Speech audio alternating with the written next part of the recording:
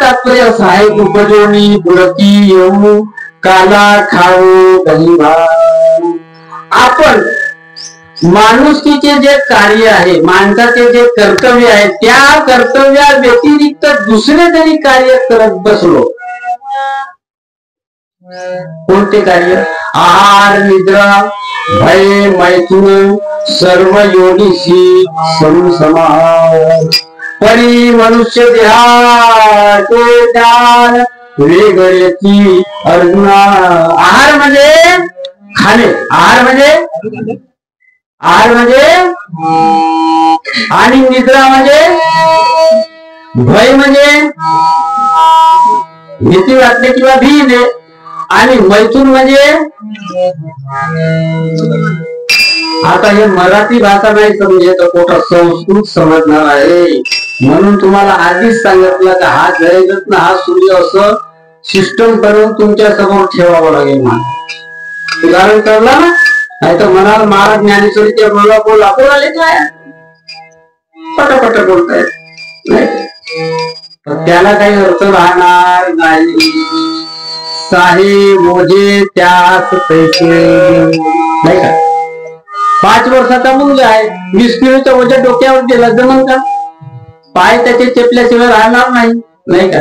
म्हणून आपली बुद्धीच किती आहे मी तुम्हाला म्हणत नाही बरं का, नाही तर तुम्ही आपल्या अंगावर महाराज आपलं सांगितलं तसं नाही आहे. हा कळवळ आहे, हा कळवळा बोलत आहे. उदाहरण कळलं ना? तर आहार म्हणजे खाणे, भय म्हणजे भिणे, निद्रा म्हणजे झोपणे, मैथून म्हणजे मुलं बाळे. 4 गुण झाले. आहार निद्रा भय मैथून सगळ्या योनीशी समसमान. आता कुत्र्याचं उदाहरण घ्या. कुत्रा भीतो मैथून मुलं बाळ संसार करणे, मैथून म्हणजे संसार करणे. पण आता उदाहरण 2 गुण झाले. निद्रा झोपतो, खातो. आहार निद्रा भय मैथून त्याच्यात 4 गुण, तुमच्यात 4 गुण. चुनाव मध्ये उभे झाले तो तुम्ही जिंकला कोण? झाला झाला झाला.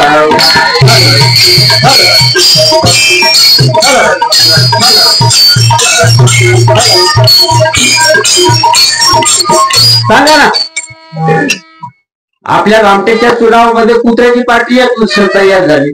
हो म्हणा, कीर्तना कोणती हो ना, कुत्रे काही साहेब बरोबर आहे की नाही? एक्झाम्पल समजण्यासाठी नाही का? म्हणजे एखादा बाळ रडतो का नाही तर त्याला आपण भोंग्या दाखवतो, पण खरंच भोंग्या राहतो का?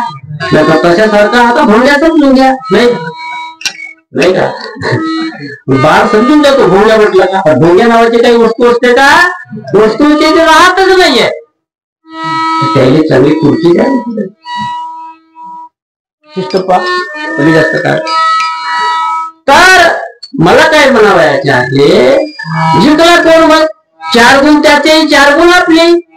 पण येथे काय म्हणतात भगवान श्रीकृष्ण परमात्मा सांगतात अर्जुनाला, तरी मनुष्य देहाचे ज्ञान वेगळेची. अर्जुना, माणसाचं ज्ञान वेगळं आहे म्हणून कोणता?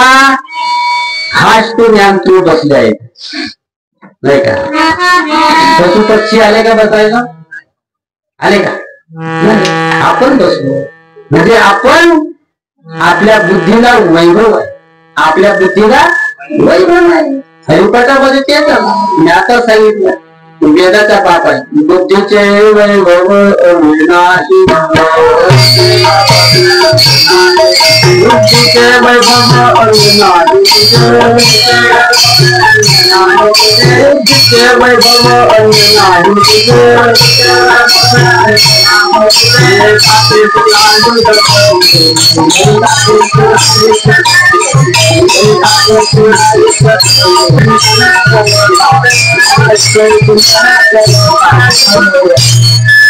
आपण सर्व काळ हरीचे चिंतन करू शकतो, कारण आमच्या बुद्धीला वैभव आहे नाही का? बुद्धी किती प्रकारची आहे? 4 प्रकारची. अल्प बुद्धी, अत्यंत बुद्धी, विशेष बुद्धी आणि मेधा बुद्धी. विशेष बुद्धी कोणामध्ये आहे? टाटा, बिर्ला, अंबानी. कळलं का उदाहरण? दुनिया में कम दिमाग वाले लोग ना रहना, टॉकर वाले भूखे मरे भी रहेंगे नहीं. बरोबर है? असं आहे. ते अक्कलवाले म्हणजे विशेष बुद्धी, म्हणजे विशेष अक्कल आहे. बरोबर आहे की नाही? आणि आम्ही तुम्ही हे सगळे अल्पबुद्धी. हे नका समजू आम्ही विशाल बुद्धीचे आवडू. काहीच नाही केलं आहे. आपण चांगलं चिंतन करा. आम्ही काय केलंय जन्म झाला तेव्हापासून.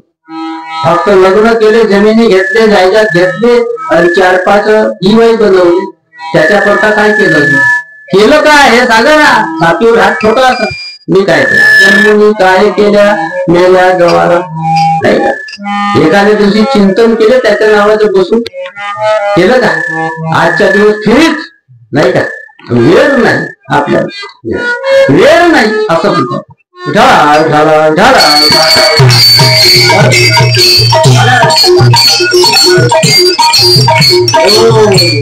आणि अति अल्प बुद्धी. किती बुद्ध्या सांगितले मी? 4. मेधाबुद्धी, विशेष बुद्धी, अल्पबुद्धी आणि अति अल्पबुद्धी. अति अल्पबुद्धी म्हणजे तुम्ही शहरात जा, ते अंगपाय काळे करून टाकतात लोक नाही का? आणि ते कागद वगैरे येतच असतात. ज्याचा भेटला त्याचा खातात. आणले खाय पाणी और पाऊस तुला दोन काढणे म्हणावा. अमाव सुलवा दोन काढणे म्हणजे दिवस आहे का रात्र आहे काही माहीत. असे लोक पाहिले का तुम्ही? अजून नाही पाहिले काय? कुठे पडून राहायचे. अल्ला दिवसा खाले तर कोण जातात? अति अल्पबुद्धी. आणि मेधाबुद्धी भक्तामध्ये असते, संतांमध्ये असते. म्हणून त्याच्याच बुद्धीने वैभव राहते. नाही तर तुम्ही म्हणाल आणि माडावर माळा 10 माड्या बांधल्या, बुद्धीने वैभव नाहीये. अशी माळी बांधा तर त्या माळीचा नाश होऊ नये तर तुमची वैभव बुद्धी घडत. आलं का लक्षात? मरावे तरी त्याच्याकरता काय करावं लागेल? आपला तो देव